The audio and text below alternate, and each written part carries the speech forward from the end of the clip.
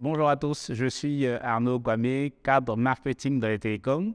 Aujourd'hui, je suis là pour vous parler d'assurance et plus précisément d'assurance vie.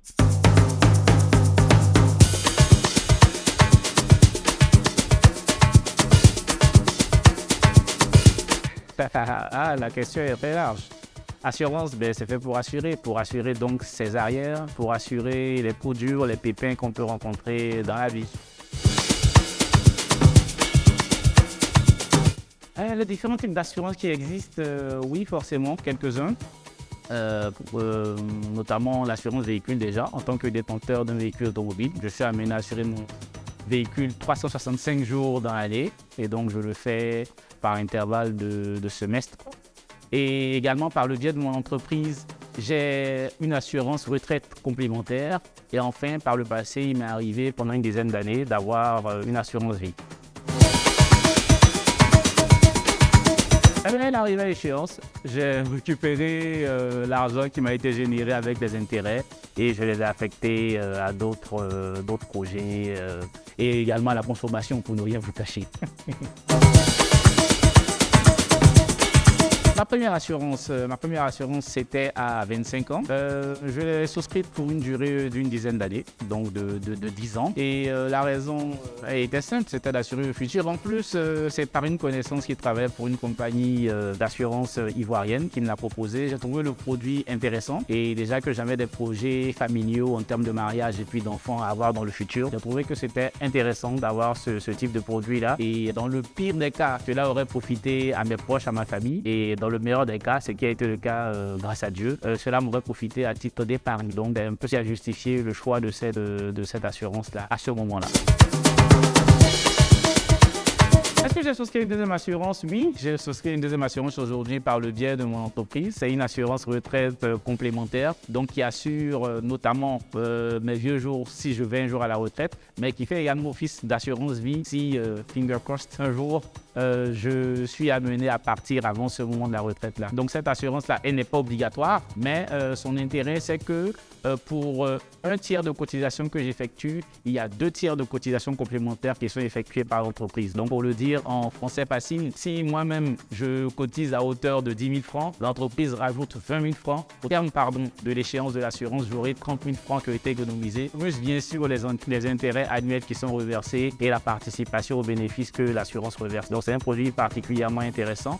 Juste une précision, le montant de la cotisation, il est fixé par l'entreprise à hauteur de 3,33% du salaire brut. Donc c'est comme si chaque mois, en rajoutant la part de l'entreprise, je me retrouve avec 10% de mon salaire qui est ainsi épargné et auquel j'aurai droit le jour où je démissionne de l'entreprise ou encore le jour où je pars à la retraite. C'est d'aventure, je suis encore dans l'entreprise jusqu'à la retraite. Donc voilà un peu ce produit-là et c'est un peu peut-être pour cela que je n'ai plus souscrit à une autre assurance vie parce que j'ai trouvé que ce produit était particulièrement intéressant en termes de montant, en termes de mécanisme également.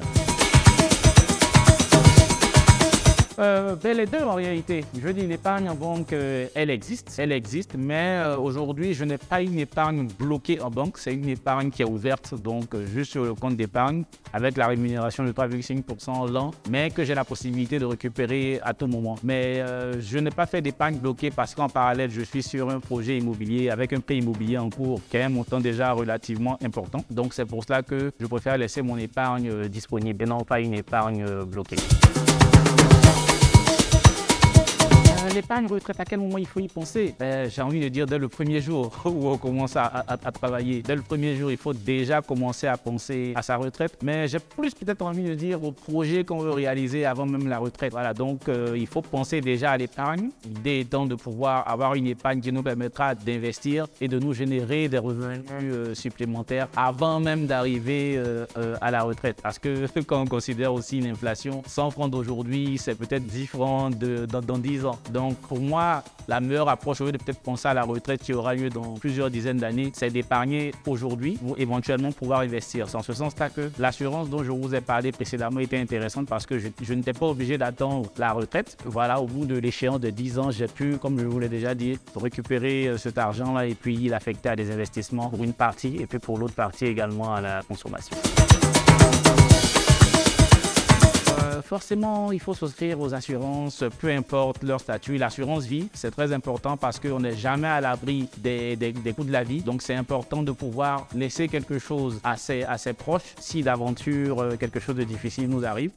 Également, je veux dire, l'épargne d'une manière générale, c'est une vraie problématique. C'est une habitude qu'il faut acquérir dès le départ, en particulier avec le produit de l'assurance vie. Comme je l'ai dit, ça permet de pouvoir se garantir un minimum soi-même et également, je veux dire, laisser quelque chose à ses proches si d'aventure quelque chose nous arrive et que de manière, on va dire, anticipée. Donc l'assurance vie, c'est un produit intéressant. L'épargne, d'une manière générale, c'est quelque chose que je recommande à tous les jeunes frères qui vont regarder cette vidéo.